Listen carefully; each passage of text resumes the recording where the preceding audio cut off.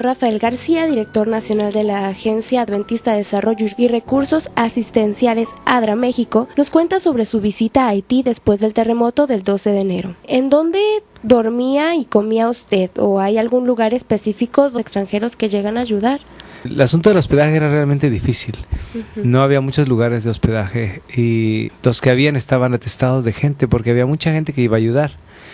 Las tarifas también se incrementaban un poco, pero nosotros llegábamos a un hotel, se llamaba Albergue Quebec, donde llegaba todo el equipo de ADRA. Tratábamos de hacer reservaciones con tiempo para la gente que llegaba, pero ahí desayunábamos y la comida la hacíamos en la oficina porque el trajín de la actividad era tan intenso que no teníamos tiempo de regresar a comer, sino que comíamos en la oficina.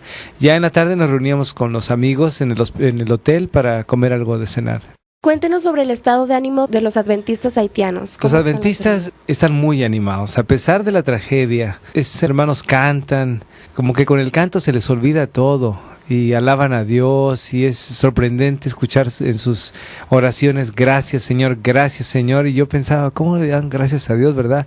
Si no tienen casa, no tienen nada, aquí están en la tragedia, pero me enseñaron una gran lección de agradecimiento, así que la hermandad está muy animada, aunque tienen muchas necesidades, y las expresan también. Sabemos que en la zona donde está la universidad hay personas que no son adventistas. ¿Qué actitud tienen ellas? ¿Es distinta a la que nos dice? Fíjate, Sharon, que el adventismo los envuelve bastante bien, porque un gran número de los que están ahí son adventistas, muchos son trabajadores de la universidad o de alguna de las escuelas o miembros de la iglesia, que cuando se vieron desposeídos por el terremoto, pues primero pensaron en ir a un lugar donde pudieran estar seguros y se asentaron ahí en el campus de la universidad.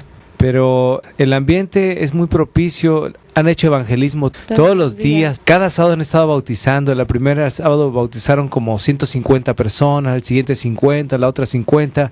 Y no dejan de bautizar porque han aprovechado esa oportunidad para presentar la esperanza que tenemos. O sea que ha sido un medio para alcanzar a otras personas, ¿no? En cuanto definitivo, a la creencia. Sí, la iglesia está muy animada y trabajando. Algunas iglesias que se cayeron, pronto los hermanos levantaron por ahí una estructura y pusieron un toldo y se siguen reuniendo los sábados. Bueno, los medios de comunicación nos presentan una realidad sobre la situación, pero usted que estuvo de cerca, ¿es igual a lo que nos presentan?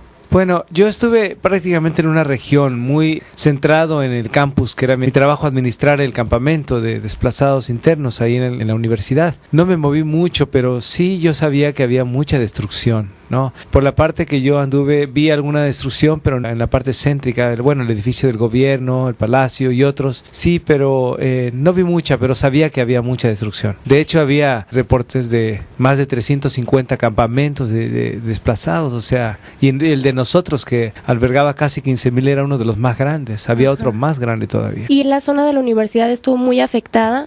Algunos edificios de la universidad sí se afectaron. La capilla de teología, la librería, la escuela secundaria o primaria también se fracturó bastante. Algunos edificios sí fueron muy afectados. Y bueno, en cuanto a ADRA, ¿hay alguna forma de medir la ayuda que hasta ahorita se ha dado? Bueno, a ADRA se le asignó una región como, diríamos, como una delegación muy grande, se llama Carrefour. Entonces, no tengo el dato preciso, pero sí soy testigo de que cada día se distribuían del Programa Mundial de Alimentos 1,700 raciones de alimento. Cada día había un equipo de voluntarios, como 50 voluntarios, 40, 50, que se preparaban para salir y distribuir. El Programa Mundial de Alimentos llevaba los camiones y ellos se encargaban de distribuir. El gobierno municipal o local distribuía los tickets a las familias entre tanta necesidad. Y realmente, aunque era muy buena la ayuda, pues no se podía cubrir a tanta necesidad. No se cubría mucho, ¿no? Y en cuanto a metas que tenga ADRA, no tanto a corto plazo, sino a futuro. Bueno, el proyecto que se está administrando del campamento es por 3 meses, pero se estima que el problema de los desplazados, porque no tienen a dónde ir, va a durar pues de 6 meses como mínimo, ¿no?